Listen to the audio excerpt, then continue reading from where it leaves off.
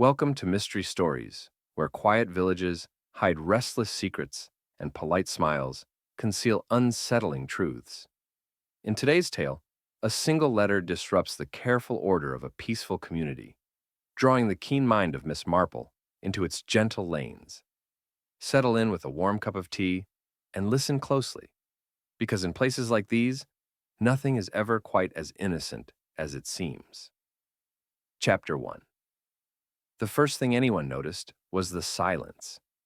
It came quite suddenly, like a curtain drawn across a bright window, and it settled over the little post office of Little Brenton with such precision that Miss Marple felt it before she fully understood it. Only moments earlier, the room had been alive with its usual gentle disorder, the rustle of envelopes, the murmur of greetings, the familiar cough from the corner near the notice board. Then the postmistress reached into her sorting tray and produced a thick cream-colored envelope, and the air changed. Miss Marple, standing a polite distance behind the others, watched as the envelope was passed across the counter to Mrs. Avery. It was not the envelope alone that caught her attention, though it was certainly an unusual thing. Heavier than most, its paper faintly textured, the address written with careful deliberation rather than haste. No stamp from the village either. Something distant, perhaps? Something deliberate. But it was Mrs. Avery's reaction that truly held Miss Marple's interest. For the briefest moment, Mrs. Avery did not reach for it. Her gloved hand hovered, hesitated, and then closed around the envelope, as though it might slip away if she were not firm. Her smile appeared a second too late, a polite curve of the lips that did not quite reach her eyes. She thanked the postmistress in a voice that was perfectly pleasant, and yet, to Miss Marple's practiced ear, faintly strained. "Well," said Mrs. Carter from behind the jam display with the comfortable familiarity of someone who had known Mrs. Avery for years. "That looks important." Mrs. Avery gave a light laugh. "Oh, just family matters," she said far too quickly. Miss Marple noted that no one asked which family. As Mrs. Avery turned to leave, she pressed the envelope against her handbag with a protective gesture, almost possessive, and for an instant her eyes flicked around the room. Not in alarm exactly, more as though she were checking who had seen. Miss Marple, of course, had seen. Outside, the village resumed its gentle rhythm. The bell over the post office door chimed. A bicycle rattled past, and somewhere down the lane a dog barked with half-hearted enthusiasm. Miss Marple lingered a moment longer, exchanging a few pleasantries, before making her way toward the green. Little Brenton presented itself that morning in its usual agreeable fashion. The cottages stood neat and self-assured, their gardens tidied with quiet pride. Curtains twitched only slightly, enough to suggest interest rather than intrusion. It was the sort of place where everyone knew everyone else's business, but preferred to discuss it kindly, over teacups rather than raised voices. Miss Marple had always found such villages endlessly instructive. By mid-afternoon, she found herself seated at a small round table in Mrs. Dobbins's sitting room, a delicate cup warming her hands. The curtains were half drawn against the sun, and the air smelled faintly of lemon polish and freshly baked sponge. "I'm sure I don't know what to make of her lately," Mrs. Dobbins was saying, leaning forward with the confidence of someone who possessed both information and opinion. Not herself at all, jumping at shadows. "And that was before today." Miss Marple lifted her eyes mildly. "Before today?" "Oh, yes," Mrs. Dobbins said, lowering her voice, though there was no one else within earshot. "Before that letter arrived." Miss Marple did not ask how Mrs. Dobbins knew about the letter. In villages like Little Brenton, knowledge traveled faster than explanation. "I saw her just yesterday," Mrs. Dobbins continued, "at the butcher's. She asked for lamb, then changed her mind, then didn't buy anything at all. Just stood there as though she'd forgotten why she'd come in." Miss Marple nodded thoughtfully. "That does sound unlike her." "And then today," Mrs. Dobbins went on, "that envelope. Thick as anything. You don't often see posts like that anymore. Makes one wonder." "Indeed," Miss Marple said gently. Mrs. Dobbins hesitated, then added, "Mr. Avery hasn't seemed himself either, come to think of it. Quite short with the gardener this morning, I hear. Not like him at all." Miss Marple stirred her tea slowly, watching the milk swirl into soft clouds. A change in manner was often far more revealing than any spoken confession. Later, as she made her way back toward her lodgings, she encountered Mrs. Finch, near the iron gates of the rectory. Mrs. Finch, a woman of sharp posture and sharper opinions, greeted Miss Marple with her usual brisk warmth. "Have you heard," she said without preamble, "about that letter Mrs. Avery received?" Miss Marple smiled. "Only that it seems to have caused some comment." Mrs. Finch pursed her lips. "Letters don't arrive out of nowhere. Not ones like that." "Do they not?" Miss Marple asked mildly. "Well," Mrs. Finch said, adjusting her gloves, "people write for a reason, especially after so long." "So long?" Miss Marple echoed softly. Mrs. Finch paused, then laughed a little too brightly. "Oh, I only mean, well, one assumes it must be from someone she hasn't heard from in years. Otherwise, why the fuss?" Miss Marple observed the faint tightening around Mrs. Finch's eyes, the way she shifted her weight as though suddenly uncomfortable. "Of course," Miss Marple said with gentle agreement. As the afternoon wore on, Miss Marple could not help noticing how often Mrs. Avery's name surfaced, always accompanied by a slight lowering of voices. At the baker's, someone remarked that Mrs. Avery had forgotten her usual order. At the Green, two women paused their conversation as Miss Marple approached, then resumed with conspicuous cheerfulness. By early evening, Miss Marple had seen Mrs. Avery only once more, passing quickly along the lane, her head bent, the envelope no longer visible. She did not stop to speak, though she usually would have. Her pace was brisk, almost urgent. Miss Marple stood watching until she had gone, her expression thoughtful. Letters, she reflected, had a way of unsettling even the most composed individuals. In her long experience, they often carried not just news, but memory. And memory, when stirred, could be most inconvenient. That night, as dusk settled over Little Brenton, Miss Marple sat by her window, listening to the familiar sounds of the village preparing for sleep. Somewhere a door closed softly. A clock chimed the hour. Life continued, outwardly unchanged. And yet, she found herself recalling the precise shade of the envelope, the careful hand that had addressed it, the way Mrs. Avery's fingers had tightened as she took hold of it. She remembered, too, the way Mrs. Finch had spoken, too quickly, too knowingly, and Mr. Avery's uncharacteristic sharpness, reported in passing but not forgotten. None of it amounted to anything, of course, not yet. But Miss Marple had long since learned that the smallest disturbances often preceded the most significant events.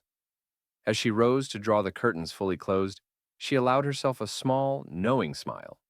For in a village as orderly as Little Brenton, such an improper envelope could only mean one thing. Something carefully hidden had begun to stir. And Miss Marple, smiling kindly into the gathering dusk, wondered why a simple letter should cause such dread. Chapter 2. The first remark was made as though it meant nothing at all. Miss Marple heard it while standing near the front window of the village tea-room, where the cups were thin, the cakes generous, and the conversations carefully unguarded. Mrs. Carter, buttering a scone with unnecessary vigor, remarked to no one in particular that Mrs. Avery had sent her maid out unusually early that morning, as though she couldn't bear the house to herself. The comment drifted across the room and settled, unanswered but not unnoticed. Miss Marple, seated slightly apart with her teacup cradled in both hands, took note. It was a fine morning, bright without being bold, and Little Brenton appeared determined to behave as though nothing at all were amiss. Yet beneath the familiar rhythm, teas poured, chairs scraped gently across the floor, polite laughter, there was a faint tension like a held breath. Miss Marple had encountered it often enough to recognize it for what it was. The village was waiting. Mrs. Avery, it seemed, had not been seen since the previous afternoon. "Well, of course she's resting," Mrs. Dobbins said, with a little nod of certainty. "Letters can be tiring things. They take more out of one than people realize." Miss Marple lifted her eyes pleasantly. "Do they?" "Oh, yes," Mrs. Dobbins replied, "particularly if they bring surprises." No one asked what sort of surprises she meant. After tea, Miss Marple made her way through the village lanes, her pace unhurried, her expression mild. She had always found that people spoke most freely when they believed themselves unobserved, and Little Brenton was particularly generous in that regard. At the greengrocer's, she overheard a whispered exchange about Mrs. Avery canceling her usual order. At the chemist's, a remark was made about sleeping draughts and nerves, followed by a quick, embarrassed laugh. It was not until Miss Marple reached the Avery residence that she noticed the first truly curious detail. The front curtains were drawn, not fully closed, but enough to suggest intention. Mrs. Avery was known for letting the light in, even on the dullest days. Miss Marple paused just long enough to register the change before continuing up the path. She rang the bell and waited. When the door opened, it was not Mrs. Avery who greeted her, but the maid, a young woman with anxious eyes and hands that twisted together in her apron. "Oh," the girl said. "Good morning, miss." "Good morning," Miss Marple replied kindly. "I was wondering how Mrs. Avery is feeling today." The maid hesitated. "She's resting." "I see." "She wasn't up to callers," the girl added quickly, then bit her lip, as though she had said more than intended. "Of course," Miss Marple said with gentle understanding. "Perhaps another time." As she turned away, she caught a glimpse of the hall beyond. The small writing desk near the wall, its surface unusually bare. Miss Marple recalled seeing it cluttered with letters and lists only days before. Walking back toward the lane, she encountered Mr. Avery himself, just returning from the garden. He greeted her with politeness, but there was an edge to it, a formality that felt newly applied. "Good morning, Miss Marple," he said. "Lovely day." "Indeed," she replied. "I hope Mrs. Avery is improving." He paused, just a fraction of a second too long. "She needs rest, that's all." "Of course," Miss Marple said. "These things can be unsettling." "Yes," he agreed, "they can." There was something final in his tone, as though he wished to close the subject entirely. Miss Marple took note of that as well. Later that afternoon, she found herself seated in the vicarage garden, invited for a modest cup of tea by Mrs. Langley, who had a talent for appearing concerned without ever admitting it outright. "It's remarkable," Mrs. Langley said, glancing toward the hedge as though it might be listening, "how one letter can cause such a stir." "Is it?" Miss Marple asked. "Oh, yes. People have been speaking of little else. One might almost think it contains something unsettling." Miss Marple smiled faintly. "People do enjoy a mystery." "They do," Mrs. Langley agreed, "though some mysteries are best left undisturbed." Miss Marple's eyes flicked briefly to the vicar's study window, where she noticed a familiar figure passing by inside. Mrs. Finch. She had been visiting often of late, it seemed. "She's been very attentive," Miss Marple remarked lightly. Mrs. Langley sighed. "Mrs. Finch prides herself on being useful, especially when there are matters of discretion." "Discretion," Miss Marple repeated softly. That evening, as shadows lengthened and lamps were lit one by one, Miss Marple took a quiet walk past the Avery home once more. This time, a light burned in the sitting room, but the curtains remained drawn. She paused just long enough to notice movement behind the fabric. A figure pacing, stopping, pacing again. Voices drifted faintly through the open window above. Mr. Avery's voice, low and controlled. Mrs. Avery's, quieter, strained. Miss Marple did not linger. She had heard enough. As she continued on her way, she reflected on the small, telling changes she had observed. The drawn curtains, the cleared desk, the maid's nervousness, Mr. Avery's careful restraint. Each detail taken alone meant very little. Together, they suggested something far more deliberate. By the time she reached her lodgings, night had fully settled over Little Brenton. The village appeared peaceful once more, its concerns tucked away behind closed doors. Miss Marple sat by the fire, her hands folded loosely in her lap, her expression thoughtful. She considered the envelope again, the way it had arrived, the way it had been received, the way it now seemed to haunt the village without ever being seen. Somewhere in Little Brenton, a letter lay hidden, its contents unspoken but keenly felt. And Miss Marple, gazing into the gentle glow of the fire, felt certain that whatever had been written on that cream-colored paper had not yet finished its work. Chapter 3. The remark came from the doctor, and it was said so quietly that most people missed it entirely. Miss Marple, however, did not. She was standing near the hedge outside the Avery house when Dr. Hargreaves emerged, pulling on his gloves with a faint air of dissatisfaction. Mrs. Dobbins, who had positioned herself conveniently close, under the pretense of adjusting her shopping basket, asked at once whether Mrs. Avery was improving. The doctor hesitated, glanced briefly toward the house, and then said, She needs calm. Shock can be most unsettling if allowed to linger. Shock. He did not say illness. Miss Marple watched him walk away, his shoulders slightly hunched, as though the matter weighed more heavily on him than he cared to admit. She noted, too, how he did not look back at the house once. Inside, the Avery residence seemed unusually still.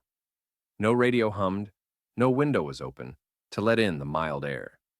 Even the garden appeared neglected, the roses drooping slightly as though they too had sensed the change in household atmosphere. Miss Marple passed on without pausing, but she carried the image with her. By midday, the village had begun to adjust its tone. At the baker's, Mrs. Collins leaned across the counter and remarked that Mrs. Avery had been quite overcome by some troubling news. At the grocer's, it was suggested that sensitive women often took such things to heart. Everywhere Miss Marple went, the same careful phrasing appeared: concern without curiosity, sympathy without questions. The sort of politeness that allowed one to discuss everything while pretending to discuss nothing at all. It was while selecting apples that Miss Marple overheard a more interesting exchange. "I saw Mrs. Finch near the Avery house last night," a woman murmured, her voice lowered, though the shop was nearly empty. "Later than usual." "Well," came the reply, "she is always checking on people." "Yes," the first woman said slowly, "but she stayed a long while." Miss Marple pretended to examine the fruit with particular attention, though she missed none of it. That afternoon she paid a visit to Mrs. Langley, the vicar's wife, whose sitting room was a reliable source of both comfort and information. Tea was poured, biscuits arranged, and the conversation wandered gently, as it always did, toward the matters occupying the village mind. "It's such a shame," Mrs. Langley said, smoothing her skirt. "Mrs. Avery has always been so composed." "Composure can be tiring," Miss Marple observed kindly. Mrs. Langley smiled faintly. "I suppose it can, especially if one has been carrying something alone." Miss Marple glanced up. "Has she been?" "Oh, nothing definite," Mrs. Langley said quickly. "Only, one hears things. Old worries resurfacing. Matters one thought long settled." "Do such matters ever truly settle?" Miss Marple asked. Mrs. Langley sighed. "In villages, they are simply buried more neatly." As Miss Marple rose to leave, she noticed a folded note lying half hidden beneath a book on the side table. Mrs. Langley caught her glance and moved the book at once, her smile just a little too brisk. Outside, the sky had darkened unexpectedly, clouds rolling in with the promise of rain. Miss Marple walked slowly back toward the green, her thoughts ordered, methodical. There were patterns forming now, faint but unmistakable.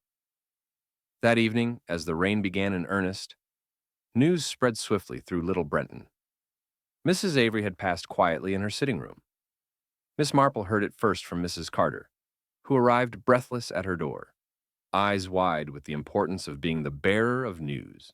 "And they say she was found quite peaceful," she said, as though she'd simply fallen asleep. "Do they?" Miss Marple replied softly. "Yes. Dr. Hargreaves says it must have been her heart. After the shock, you see." Miss Marple thanked her and closed the door, leaning against it for a moment in thoughtful silence. Peaceful, she reflected, was a word people often used when they wished to reassure themselves. By the time she stepped outside again, the rain had slowed to a gentle patter, and a small group had gathered near the Avery house. Voices were hushed, movements restrained. Curtains twitched discreetly. Respectability demanded quiet. Miss Marple approached the gate just as Mr. Avery emerged, his face pale but composed, accepting murmured condolences with practiced steadiness. When he saw her, he inclined his head. "It was very sudden," he said. "Yes," Miss Marple replied. "I am very sorry." "Thank you." She had been distressed. "I understand," Miss Marple said. "Such distress can take its toll." His eyes flickered just briefly. "Yes." She noticed then a small but curious detail. The sitting room window behind him was open, despite the rain, and a damp curtain stirred slightly in the breeze. Miss Marple recalled the drawn curtains earlier, the sealed-in quiet. Now, suddenly, air was being let in. Inside the house, as she was invited briefly to pay her respects, Miss Marple observed the arrangement of the room. Mrs. Avery sat peacefully in her chair, hands folded, her expression serene. The teacup on the small table beside her was untouched. The surface unmarked, the tea grown cold. Miss Marple's eyes lingered on that cup. It was not like Mrs. Avery to leave tea unfinished. Later, as the villagers dispersed, Miss Marple walked slowly home, accompanied for part of the way by Mrs. Finch, who spoke with solemn sympathy. "So very sad," Mrs. Finch said. "One never knows what troubles another may be carrying." "No," Miss Marple agreed. "One does not." Mrs. Finch clasped her handbag a little tighter. "At least she is at peace now." Miss Marple smiled gently. "Peace can come in many forms." Mrs. Finch said nothing more. That night, Miss Marple sat by her fire, the rain tapping softly at the window. She replayed the day's events with careful attention, the doctor's word choice, the whispers in the shop, the teacup left untouched, the sudden openness of the sitting room window. She thought, too, of the letter. It had not been mentioned once since the news broke, and yet it hovered over every conversation, an unspoken presence. No one asked where it was. No one wondered aloud what it contained. Miss Marple knew better. Letters did not simply vanish, nor did the truths they carried. As the clock chimed the hour, she folded her hands and gazed into the firelight, her expression calm but intent. Something had ended that evening in Little Brenton. But something else, she felt certain, had only just begun, and Miss Marple, listening to the steady rhythm of the rain, knew that Mrs. Avery's quiet passing had left behind far more questions than answers. Chapter 4. The first whisper reached Miss Marple during the opening hymn. It was not loud, nor was it particularly dramatic, but it carried a weight that made it linger. Two women seated just behind her leaned closer together than courtesy strictly required, and one murmured that it was all rather sudden when one considers the past. The other gave a small, knowing sound in reply. Miss Marple did not turn around. She had long ago learned that the most revealing conversations continued only when they believed themselves unobserved. The church of Little Brenton was filled that Sunday, more so than usual. Respectability demanded attendance, and curiosity encouraged it. Black coats and subdued hats created a picture of solemn unity, though Miss Marple sensed very little unity beneath the surface. People glanced about with cautious interest, measuring one another's expressions, noting who looked genuinely sorrowful and who looked merely attentive. Mr. Avery sat alone in the front pew. His posture was rigid, his hands folded precisely, his gaze fixed straight ahead. He nodded politely to those who murmured condolences, but he did not invite conversation. Miss Marple observed that he did not once turn his head during the service, as though afraid that if he looked back, he might see something he did not wish to face. As the vicar spoke of peace and endurance, Miss Marple's attention drifted gently around the church. Mrs. Finch sat several rows back, her face composed, her eyes lowered. Yet every so often her fingers tightened around her handbag, and she drew a slow, careful breath, as though steadying herself. Across the aisle, Mrs. Dobbins dabbed at her eyes with admirable persistence, though Miss Marple noticed the glances she cast toward Mr. Avery, sharp with interest rather than sympathy. When the service ended, the congregation spilled out onto the green in small clusters. Voices remained hushed, but the moment was ripe for reflection, and reflection in Little Brenton often took the form of recollection. "It does bring one back," Mrs. Carter said, lowering her voice as Miss Marple joined her near the path, "to that business all those years ago." "What business was that?" Miss Marple asked mildly. Mrs. Carter hesitated, then smiled with a touch of embarrassment. "Oh, I expect you've heard already. Young people these days would call it nothing at all, but at the time, well, it caused quite a stir." "I see," Miss Marple said gently. "There was a gentleman," Mrs. Carter continued, warming to her subject, "visiting for a summer. Very charming, very attentive. Mrs. Avery was not yet married then, of course, nor was Mr. Avery, well, quite so settled." Miss Marple nodded, encouraging, without prompting. "It all ended very neatly," Mrs. Carter said. "Or so we were told. A departure, a few tears, and then in time, a wedding. People forget such things." "Do they?" Miss Marple asked softly. Mrs. Carter gave a small, uneasy laugh. "They prefer to." As they spoke, Mrs. Finch passed by, offering a measured smile. "A lovely service," she said. "Very," Miss Marple agreed. Mrs. Finch lingered as though considering whether to say more, then merely nodded and moved on. Miss Marple noticed that her steps quickened once she was a few paces away. Later that afternoon, Miss Marple accepted an invitation to tea at Mrs. Langley's, knowing that the vicarage often served as a quiet clearinghouse for village memory. The cups were laid out with particular care, and the conversation began, as always, with safe observations. "It's good to see everyone together," Mrs. Langley said, "even under such circumstances." "Yes," Miss Marple replied, "times like these do encourage reflection." Mrs. Langley paused, then said, "Reflection can be uncomfortable." Miss Marple smiled faintly. "Only if there's something one would rather not recall." Mrs. Langley stirred her tea, her spoon clinking softly. Mrs. Avery carried herself very well over the years. Always gracious, always proper. "And yet," Miss Marple said gently, "even the most proper lives contain moments of difficulty." Mrs. Langley sighed. "There were rumors, long ago, about money, about promises made and quietly resolved." "Resolved?" Miss Marple echoed. "Well," Mrs. Langley said, choosing her words carefully, "certain arrangements were made. Contributions, understandings. It was thought best for everyone." "Everyone," Miss Marple repeated thoughtfully. Mrs. Langley glanced toward the door, then leaned slightly closer. "The letter Mrs. Avery received, some believe it may have concerned those old matters." "Do you believe that?" Miss Marple asked. Mrs. Langley hesitated. "I believe that when old agreements resurface, they rarely do so peacefully." As Miss Marple rose to leave, she noticed a framed photograph on the sideboard. Mr. and Mrs. Avery in their early years, smiling, composed. Miss Marple studied it briefly, noting how Mrs. Avery's expression seemed careful even then, as though happiness were something to be managed rather than enjoyed. Outside, the afternoon had grown unexpectedly warm. Miss Marple walked slowly, allowing her thoughts to settle. She passed the small lane behind the Avery house and noticed Mrs. Finch emerging from the gate, her face flushed, her manner brisk.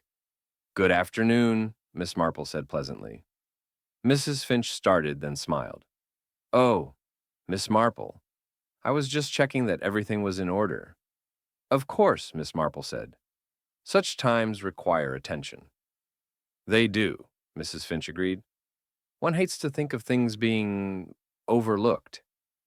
"Indeed," Miss Marple said, her tone mild. Mrs. Finch hesitated, then added, "Some matters are better left where they belong. In the past." Miss Marple regarded her thoughtfully.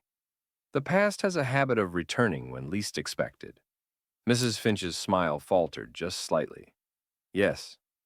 Well, good day." That evening, as dusk settled over Little Brenton, Miss Marple took a quiet walk past the Avery house once more.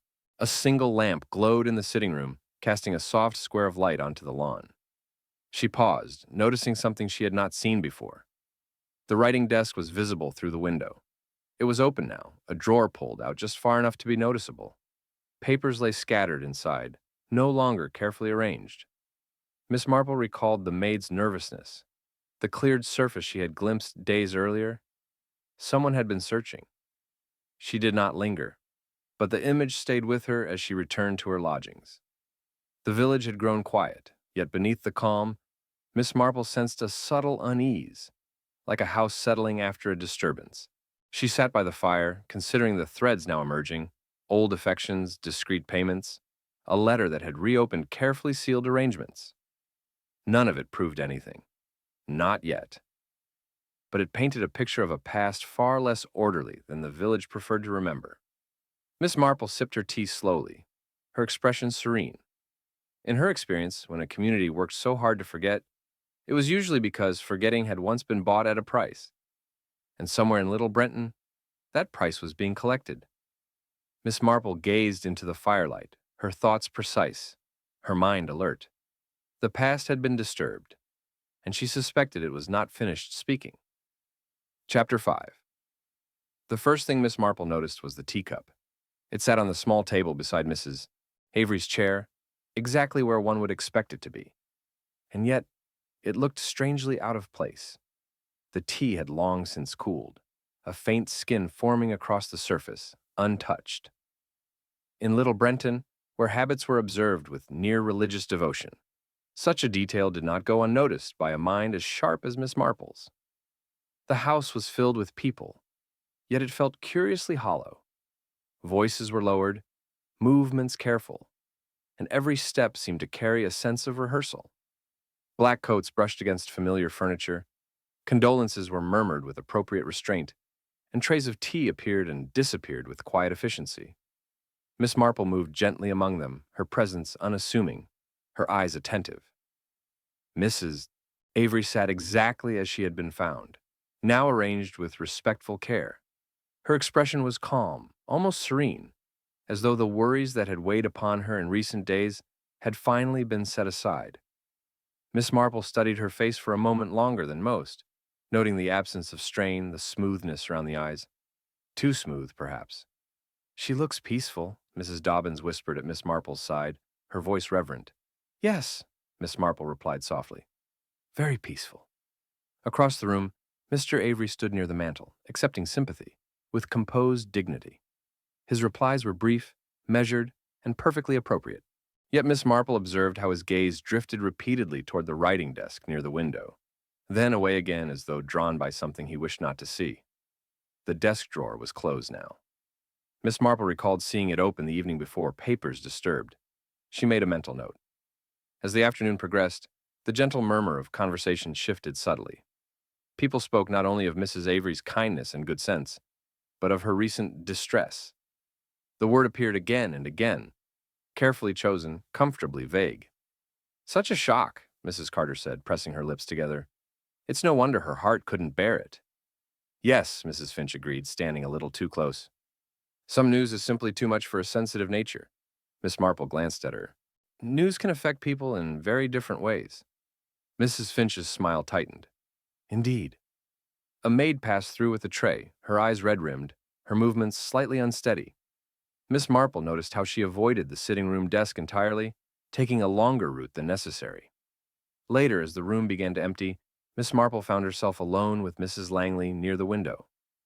"It all feels rather sudden," Mrs. Langley said quietly. "Yes," Miss Marple agreed. "Suddenness often leaves little time for adjustment." Mrs. Langley hesitated. Do you suppose Mrs. Avery ever truly recovered from what troubled her?"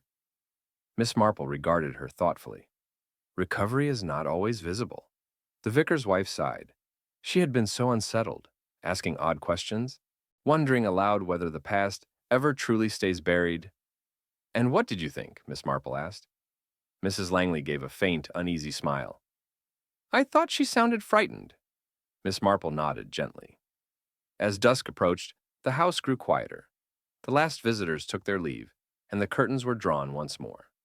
Miss Marple prepared to go, offering her condolences to Mr. Avery, who thanked her with careful politeness. She had not been herself, he said, as though reciting a necessary line. "I only wish I had been able to do more." "You did what you could," Miss Marple replied kindly. He inclined his head, though his eyes flicked again toward the desk. Outside, the air was cool and still. Miss Marple walked slowly back toward the lane, her thoughts precise. She had gone only a short distance when she heard hurried footsteps behind her. "Miss Marple!" She turned to find Mrs. Finch, her coat pulled tight, her expression strained. "I thought I should catch you," Mrs. Finch said. "Such a sad business." "Yes," Miss Marple said. "Very sad." Mrs. Finch glanced back toward the house. "It will take time for things to settle."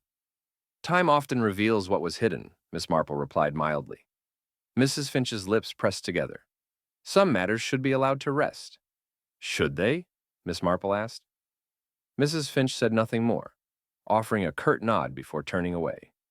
Miss Marple watched her go, noting the stiffness of her shoulders, the hurried pace. That evening, as the village lamps were lit one by one, Miss Marple sat quietly by her window, reviewing the day.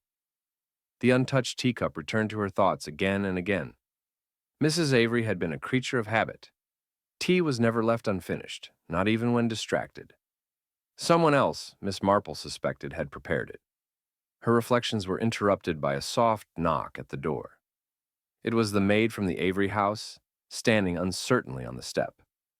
"I'm sorry to trouble you," the girl said, "but Mrs. Langley, said you were very understanding. Please come in, Miss Marple said kindly. The maid sat, twisting her hands. I don't know if it means anything, but Mrs. Avery was waiting for someone that afternoon. Was she? Miss Marple asked gently. Yes. She kept looking toward the lane. She said she expected a call. From whom? The maid shook her head. She didn't say, only that it was important, that things would finally be explained. Miss Marple nodded. Thank you for telling me. After the girl left, Miss Marple sat for a long while in silence. A call, an explanation. A letter that had arrived uninvited and stirred old fears. The pieces were beginning to align. The following morning, little Brenton awoke to a subtle shift. The news had settled, sympathy had been expressed, and now curiosity began to take its place. People spoke more freely, though still with care. At the butcher's, Miss Marple heard it suggested that Mrs. Avery's heart had been weaker than anyone realized. At the florist's, someone remarked that Mr. Avery seemed remarkably composed. Composed, Miss Marple reflected, was another word people used when they did not know what else to say. She walked past the Avery house once more and noticed that the sitting room window was open again, the curtains fluttering gently. Inside, the desk lamp was lit, though it was daylight. Someone was working. Miss Marple paused only briefly, then continued on her way. There was no need to hurry. Truth, she had found, revealed itself best when allowed to believe it was unobserved. That afternoon she accepted an invitation to tea at Mrs. Dobbins's, where the conversation was lively with speculation. It's a blessing she didn't suffer, Mrs. Dobbins said, though I do wonder about that letter. So do many, Miss Marple said mildly. They say it's missing, Mrs. Dobbins leaned in. Gone entirely. Letters have a way of disappearing when they are inconvenient, Miss Marple observed. Mrs. Dobbins laughed nervously. You do say the oddest things. As Miss Marple left, she felt a growing certainty settle within her. Mrs. Avery's passing had been presented as natural, inevitable, even merciful. Yet the details told a different story. Small, domestic details that spoke quietly but insistently. The untouched teacup, the hurried search of the desk, the missing letter, the visitor who never arrived. That night, Miss Marple sat by her fire, her hands folded, her gaze steady. She did not need drama or accusation. The truth was already forming, clear and calm. Someone in Little Brenton had been very much afraid of what that letter contained, afraid enough to ensure it would never be spoken of again. And Miss Marple, listening to the soft ticking of the clock, knew with quiet certainty that Mrs. Avery's passing had not been the gentle ending everyone wished to believe. It had been a careful one. And somewhere, behind polite condolences and drawn curtains, the real story waited to be uncovered. Chapter 6. The first sign that the village had begun to shift came disguised as relief. Miss Marple noticed it early that morning at the grocer's, where voices were a shade lighter and movements a touch less careful. The initial solemnity had done its duty.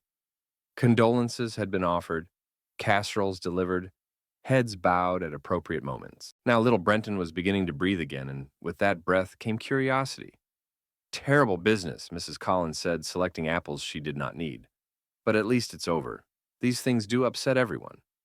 Yes, Miss Marple replied gently, though endings are not always as complete as they appear.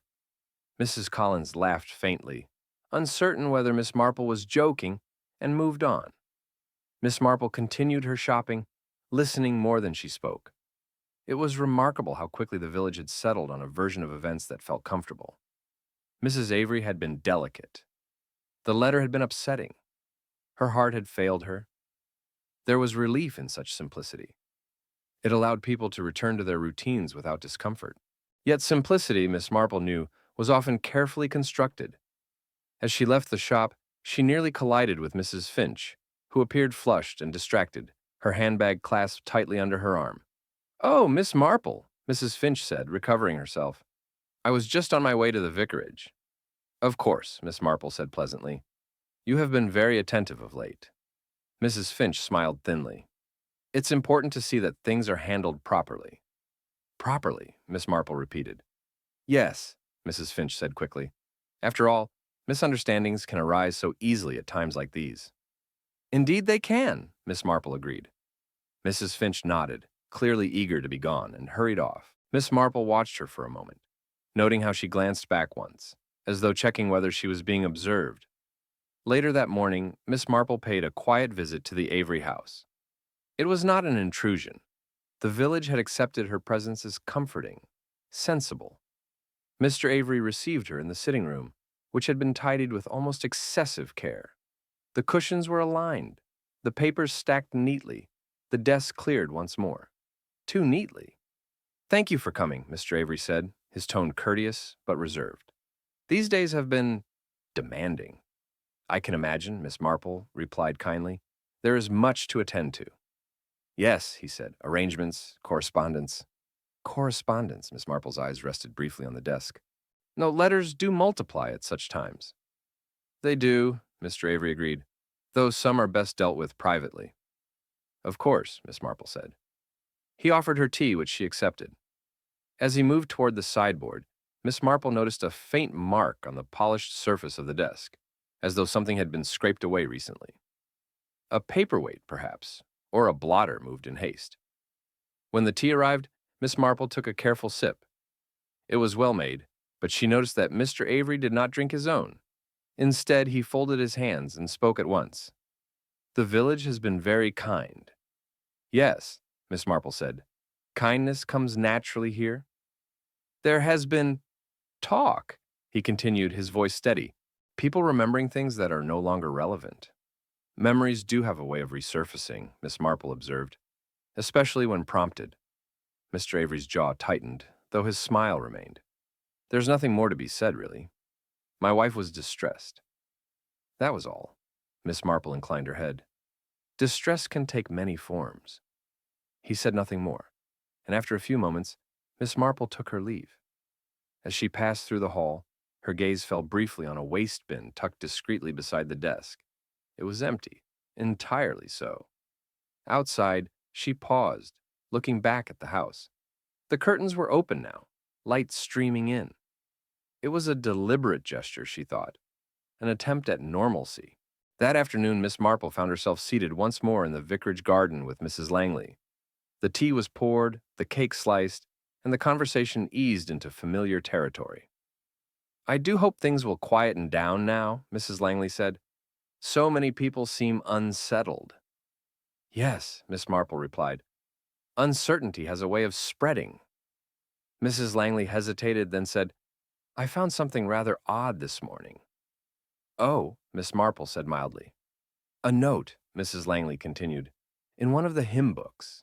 It must have been left there accidentally. Miss Marple looked up. What sort of note? Nothing dramatic, Mrs. Langley said quickly. Just a few lines, written in pencil. It mentioned a debt, and a promise that had not been kept. Did it say who wrote it? Miss Marple asked. No, Mrs. Langley said, but the phrasing felt familiar. Miss Marple smiled faintly. Words do tend to betray their authors. Mrs. Langley nodded. I showed it to Mrs. Finch.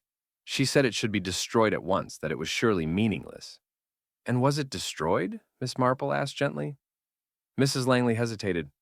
I misplaced it.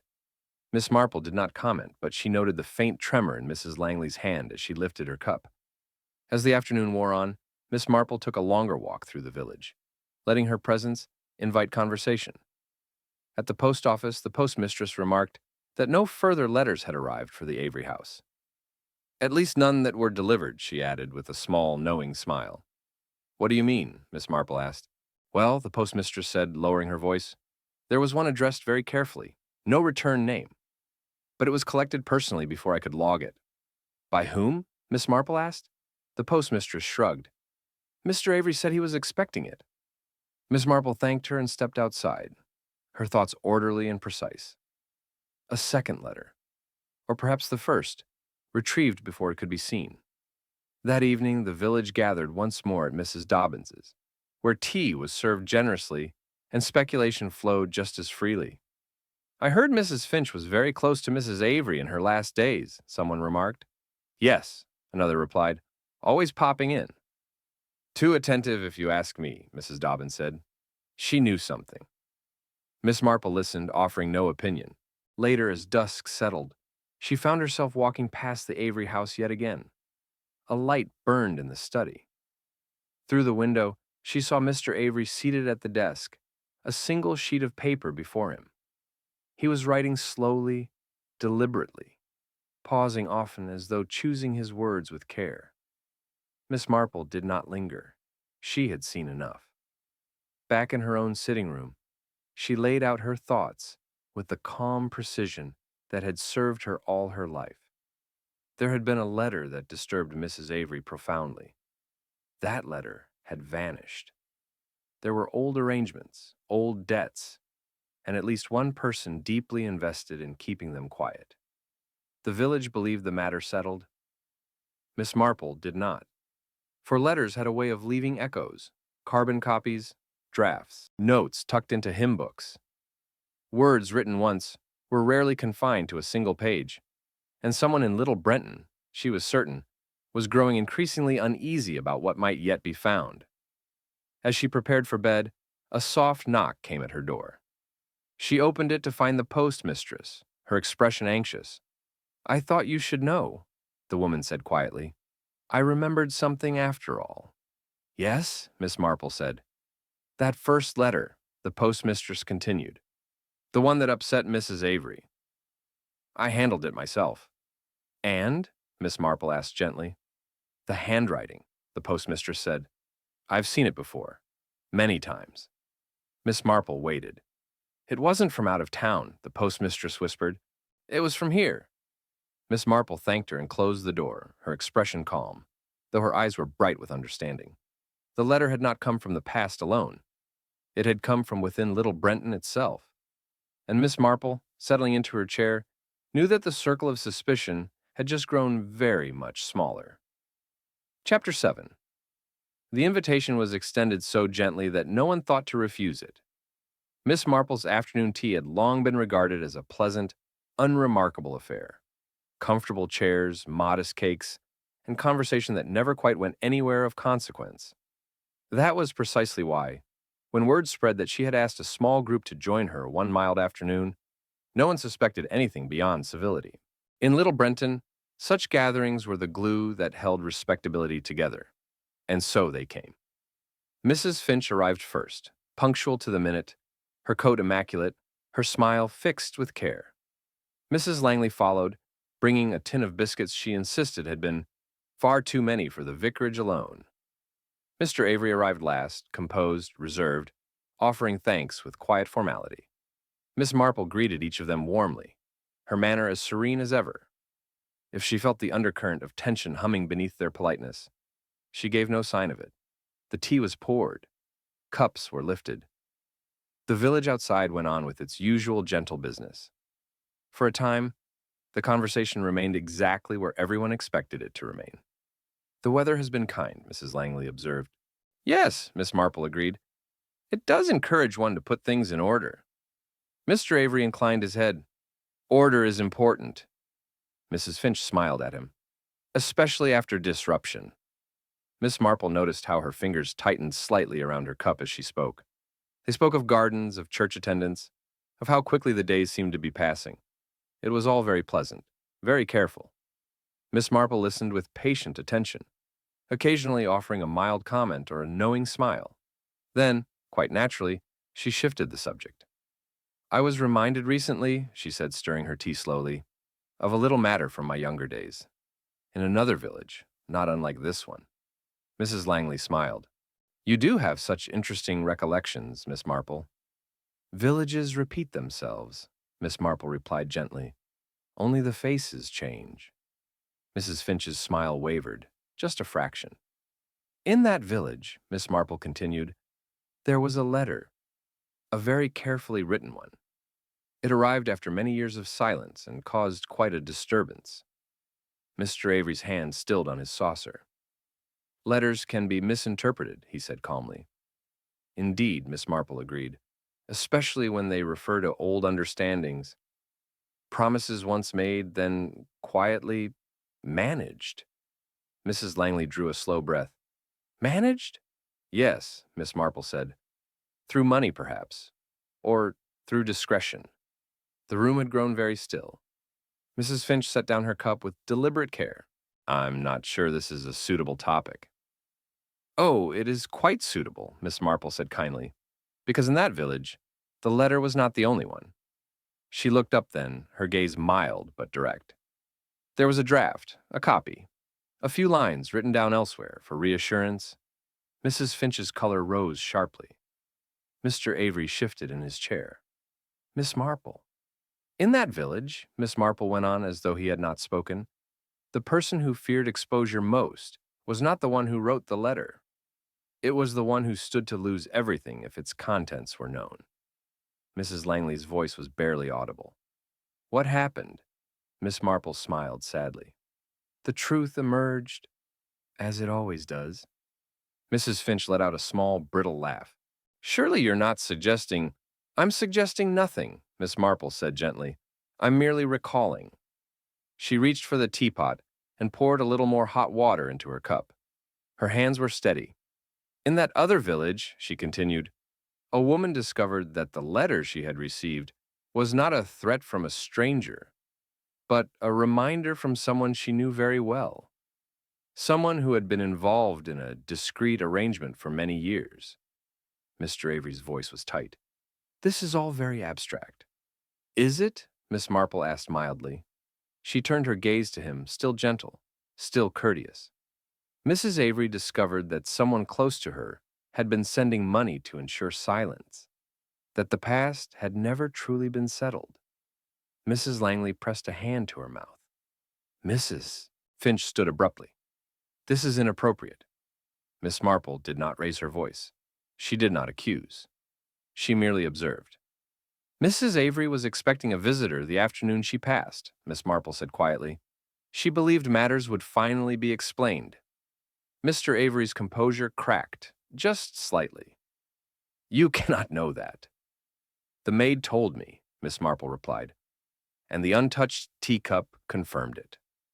Silence filled the room, thick and unmistakable. Mrs. Finch spoke first, her voice sharp. You have no proof. Miss Marple inclined her head. Proof is a curious thing. Sometimes it takes the form of handwriting recognized by a postmistress. Sometimes a pencil note hidden in a hymn book. Sometimes a missing letter that everyone is careful not to mention. Mrs. Langley looked at Mrs. Finch with dawning realization.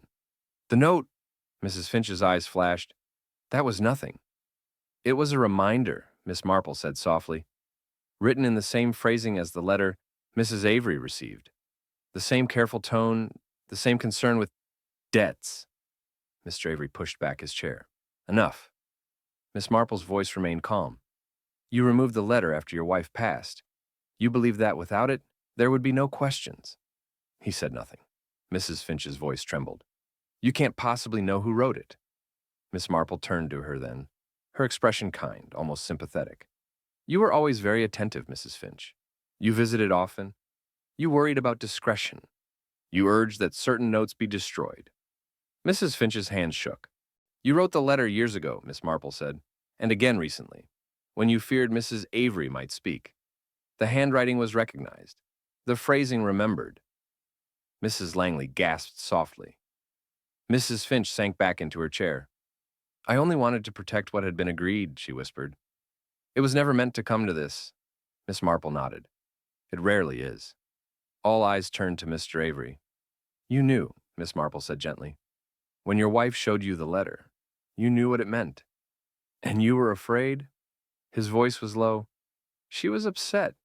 She was unwell. She was determined, Miss Marple said. She intended to confront the truth. Mr. Avery's face had gone gray. I only wanted her to rest. The room seemed to hold its breath. You prepared her tea, Miss Marple said quietly. You ensured she would not speak. And afterward, you opened the windows and rearranged the room, as though air and order could erase what had been done.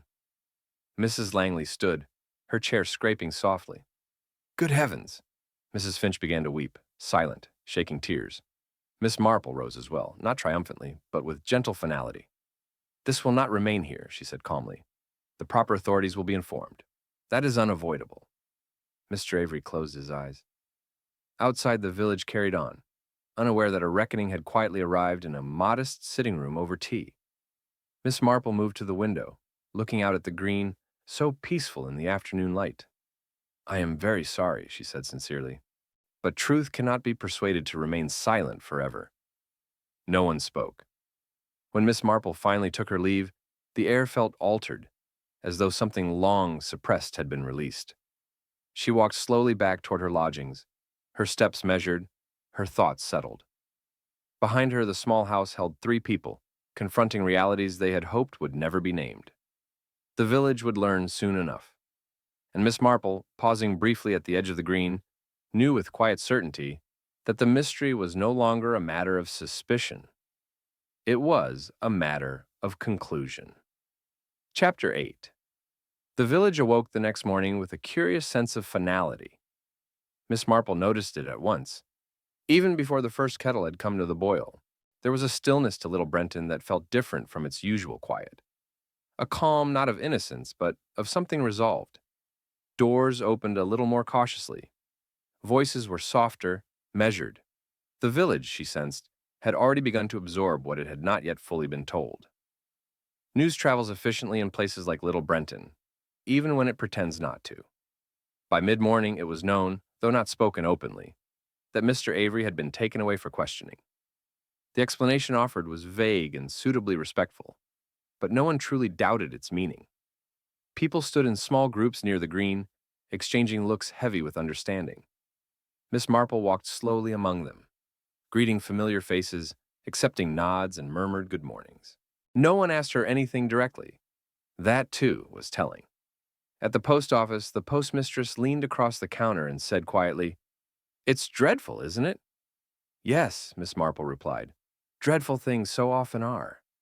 "She always seemed such a gentle woman," the postmistress continued. "One would never have guessed." Miss Marple inclined her head. "Gentleness is often mistaken for safety."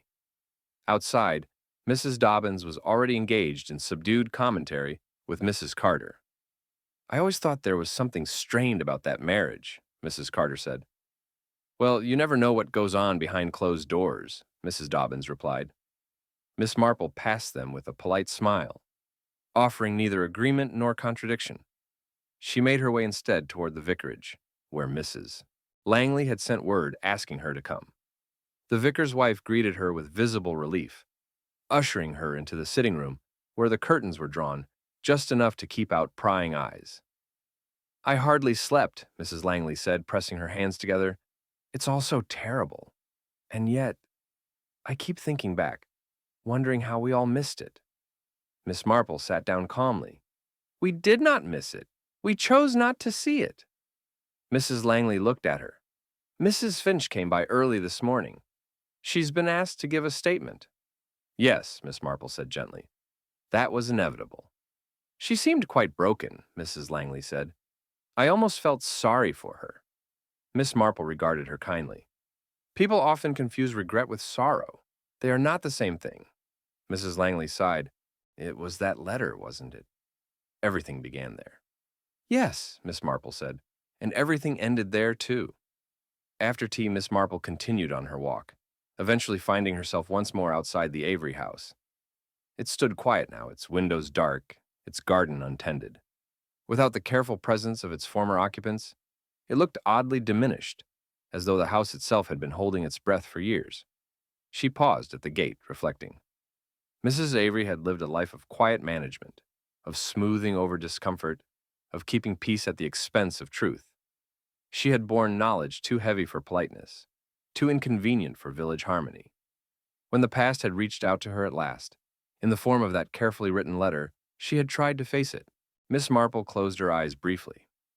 In her experience, the most dangerous moment was not when secrets were kept, but when they were about to be spoken.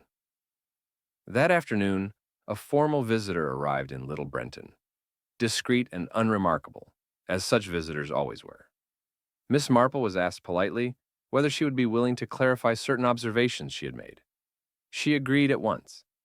The conversation was calm, orderly, and entirely civil. Miss Marple recounted events not as accusations, but as sequences.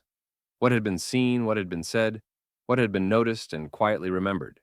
The untouched teacup, the missing letter, the familiar handwriting, the old arrangements whispered about for years, but never acknowledged. When she finished, there was a pause. "You are quite certain?" the man asked. Miss Marple smiled faintly. "Certainty is rarely dramatic. It is simply what remains when nothing else fits." He thanked her and took his leave. By evening, the village knew enough. No details were shared openly, of course. Little Brenton would never be so crude. But it was understood that Mrs. Finch's long-standing involvement had been exposed, that her letters, written first to preserve discretion and later to enforce it, had reopened an old wound.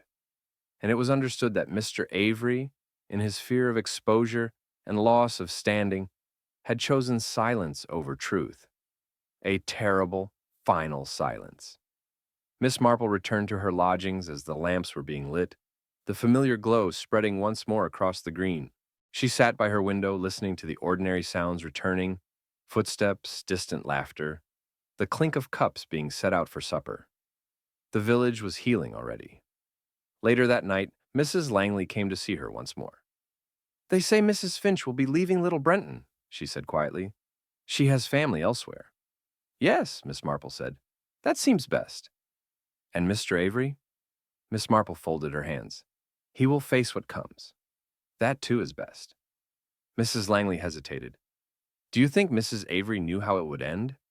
Miss Marple considered this carefully. "I think she knew it could not continue. That is sometimes enough." After Mrs. Langley left, Miss Marple remained seated for a long while, gazing into the fire. She felt no triumph, no satisfaction, only a quiet solemnity. The truth had emerged as it always did, not through force, but through patience, through attention to small things, through listening when others spoke carelessly and watching when they believed themselves unseen. The following morning, Little Brenton resumed its routines in earnest. Shops opened. The post was sorted. Children passed through the green on their way to school. The story would settle into village memory, softened with time, retold carefully, stripped of its sharper edges. Mrs. Avery would be remembered as gentle, Mr. Avery as tragic, Mrs. Finch as unfortunate. Miss Marple knew better. As she prepared to leave the village, her small suitcase packed neatly by the door, she took one last walk along the lane. She paused at the post office where the postmistress smiled warmly. "Things feel quieter now," the woman said. "They do," Miss Marple agreed. The postmistress hesitated. "It's strange, isn't it? How one letter can change everything." Miss Marple smiled, her eyes thoughtful. "Letters rarely change things. They only reveal what was already there." She continued on her way, the road stretching gently ahead. Behind her, Little Brenton returned to its pleasant order, comforted by the belief that the disturbance had passed. And perhaps it had. The worst truths had been spoken, the consequences set in motion. Miss Marple paused once more at the edge of the village and looked back. In the end, it had not been malice that undid them, but fear. Fear of exposure, fear of disgrace, fear of losing what had been carefully built on silence. It was a familiar pattern, one she had seen many times before, in many places much like Little Brenton. She turned and walked on, her pace unhurried, her expression serene. The letter that had changed everything had done its work at last. And Miss Marple, carrying the quiet knowledge of it with her, knew that the village would sleep more easily now, not because the past had been erased, but because it had finally been faced. End of story. 500 words. The days that followed settled gently over Little Brenton, like fresh dust after a long overdue cleaning. Nothing was spoken of directly, of course. The village had its manners, and it exercised them carefully. People returned borrowed dishes without comment, resumed their usual seats in the tea room, and spoke once more about the weather as though it were the most important thing in the world. Yet beneath the calm, there was a shared understanding that something fundamental had shifted. Miss Marple noticed it in the smallest ways. At the post office, conversations no longer stopped quite so abruptly when she entered. At the Green, Mrs. Dobbins laughed a little more freely, though she still glanced toward the Avery house with a thoughtful air. Even the vicar's sermons seemed lighter, as though a weight had been quietly lifted from the village conscience. The Avery house itself stood empty now, its windows dark, its garden untended. It no longer watched the lane with quiet vigilance. It had become simply a house again, no longer a keeper of secrets. Miss Marple paused there once more before her departure, reflecting on the woman who had lived within its walls. Mrs. Avery had been careful all her life. Careful with words, careful with feelings, careful with truths that might disturb the order of things. She had carried the burden of knowing far longer than anyone realized. And when the past had finally demanded to be acknowledged, she had found herself standing alone at the edge of it. Miss Marple thought that, in her own way, Mrs. Avery had been very brave. Mrs. Finch left little Brenton quietly, early one morning, without ceremony. Some said she was unwell, others said she had family obligations elsewhere. No one contradicted either explanation. Her absence was noted, then gradually absorbed, as absences always were in villages accustomed to continuity. As for Mr. Avery, his name was spoken less and less as the weeks passed. Tragedy, Miss Marple reflected, was easier to endure when it became distant. On her final afternoon, Miss Marple took tea with Mrs. Langley once more. They spoke of ordinary things: the vicar's roses, a forthcoming charity event, the changing season. Only once did Mrs. Langley pause and say, very softly, "I suppose it's better to know the truth, even when it's painful." "Yes," Miss Marple replied. "Pain fades. Pretending does not." When at last Miss Marple boarded the small bus that would carry her away, she looked out at little Brenton with affectionate clarity. It was still a pleasant village. It always would be. Its charm had not been undone by what had happened there. If anything, it had been made more honest. Villages, like people, were never as simple as they appeared. They were built of habits, silences, kindnesses, and compromises. Most of the time, those things lived together peacefully. And sometimes, when disturbed, they demanded to be examined. Miss Marple settled back in her seat, her expression calm, her mind already at rest. The matter had been resolved not with spectacle, but with patience, with attention, with the quiet certainty that truth, once noticed, could not be ignored. The road curved away, and little Brenton disappeared from view, and Miss Marple, carrying nothing more than her small case and her quiet understanding of human nature, knew that the world would continue much as it always had, orderly on the surface, complicated beneath, and endlessly revealing to those who cared to observe.